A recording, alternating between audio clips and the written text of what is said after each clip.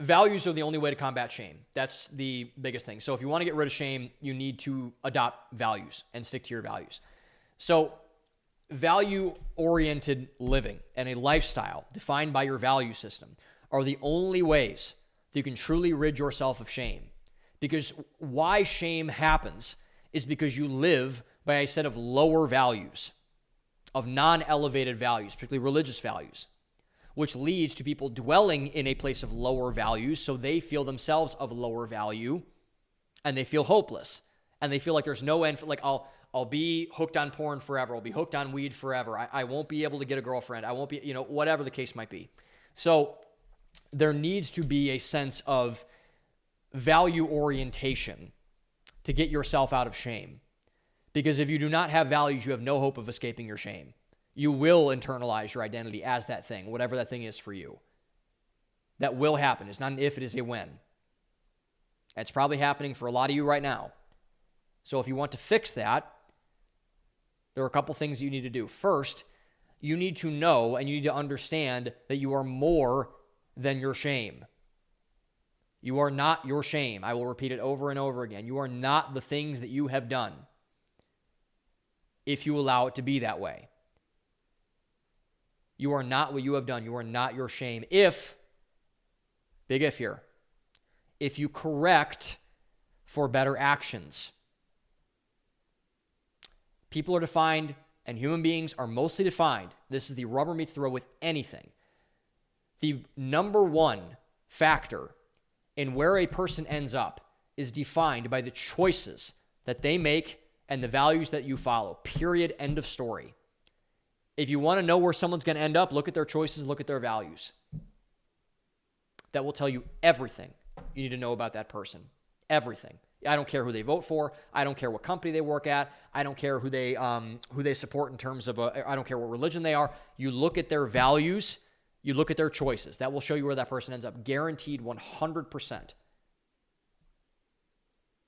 So, if you correct, if you do not stay in your shame, if you choose differently, to act upon your shame differently, and if you value things that get you away from your shame, that is a good thing. But none of that matters. Your choices do not matter. Your values do not matter if you do not believe that you are worth fixing. If you internalize your shame, if you keep it to yourself, if you do not talk about it, if you do not let it breathe, you will be your shame.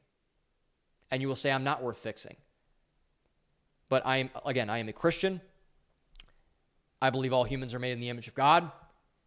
What God says about me is far more important than what my shame says about me, than what any person on the internet says about me, any commenter on YouTube, whatever, and most of you guys are nice people, so thank you for that.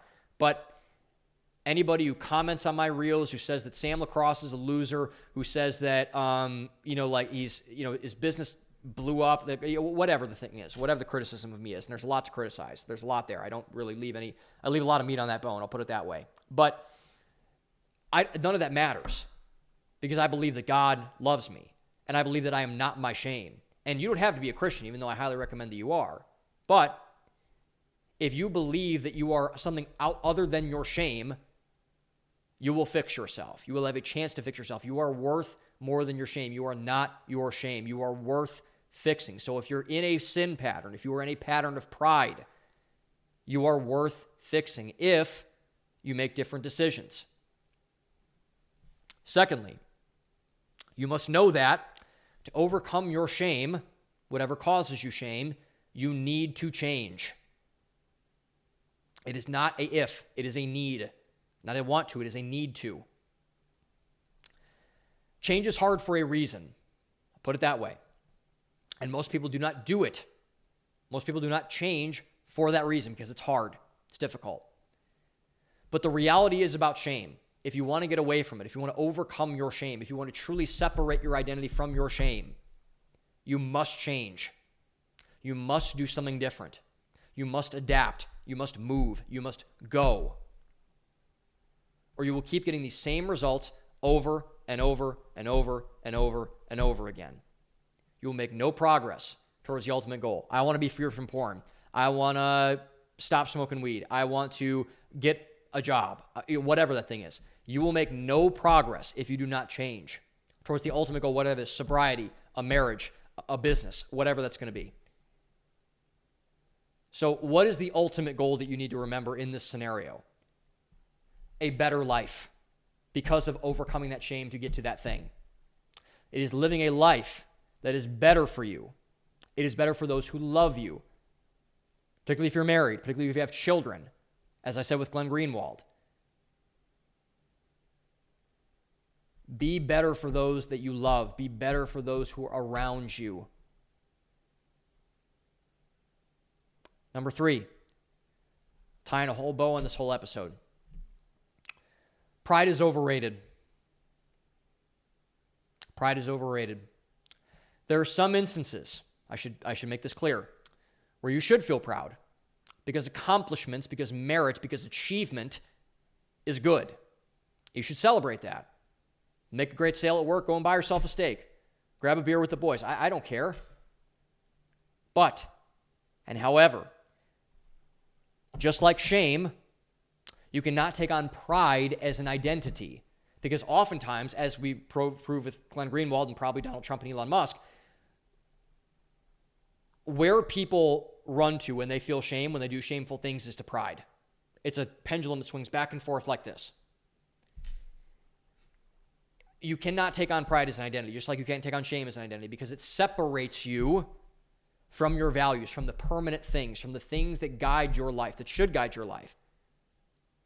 Because when your values are set aside on behalf of your pride, that is when the wolves come to your door and hijack it. This is where we get people saying in pride parades that we're coming for your children. This is where we get serial philanderers and infidelity. This is where we get drug addicts, porn addicts, whatever your drug of choice is. Pride is overrated, as is shame. You should not take pride on as an identity. You shouldn't take shame on as an identity. Take your values on as an identity.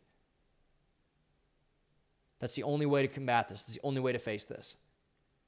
Because if you don't, the wolves will change it for you. And they will hijack it, and they will make your life hell in either way. Choose values. Don't choose pride. Don't choose shame. They're both overrated. Value-oriented living is the only way to be successful in life. The only way. Don't try to cheat it.